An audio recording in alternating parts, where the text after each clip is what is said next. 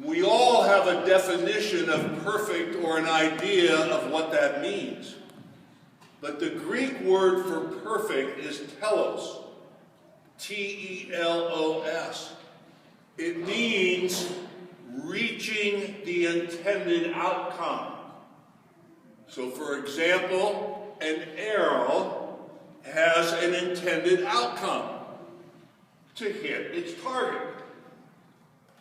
An apple tree has an intended outcome to produce apples.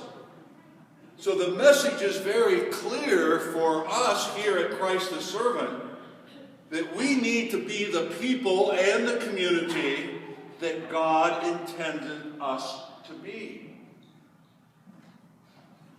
St. Augustine reminded the early community when they came together to celebrate the Eucharist, receive who you are, then go and become what you have received. The intended outcome, to be the body and blood of our Lord Jesus Christ in the world. Reminding us that we must put flesh and blood on the teachings of the church. We must put flesh and blood on our lives, on the gospel, so that people see the gospel in real life. So St. Paul tells us, God knows you and God knows me.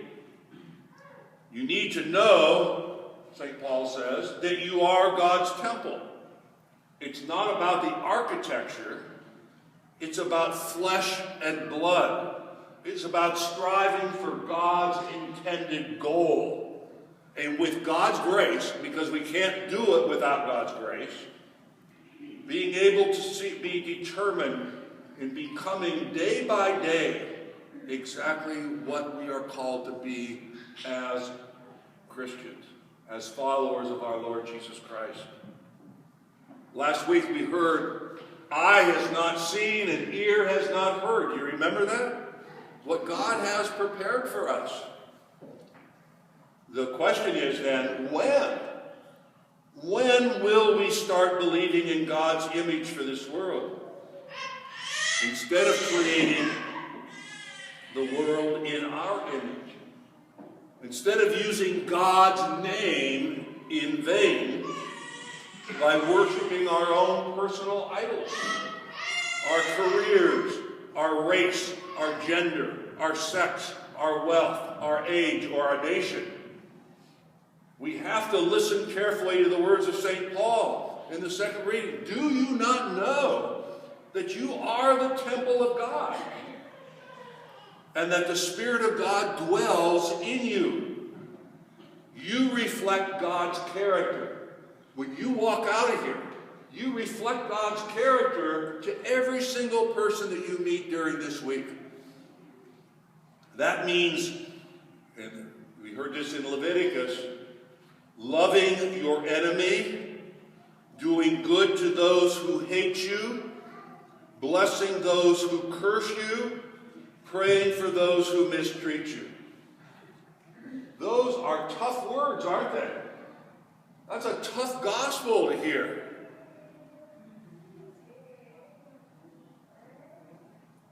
Tough words. These certainly aren't politically correct ones, but they are correct ones. So real love is not about people pleasing.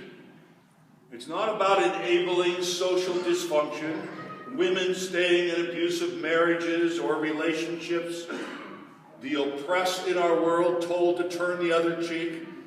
It's about becoming the person God intended you to be in this world and engaging this world, putting hope into action so people can believe. They can believe in themselves and they can believe in God.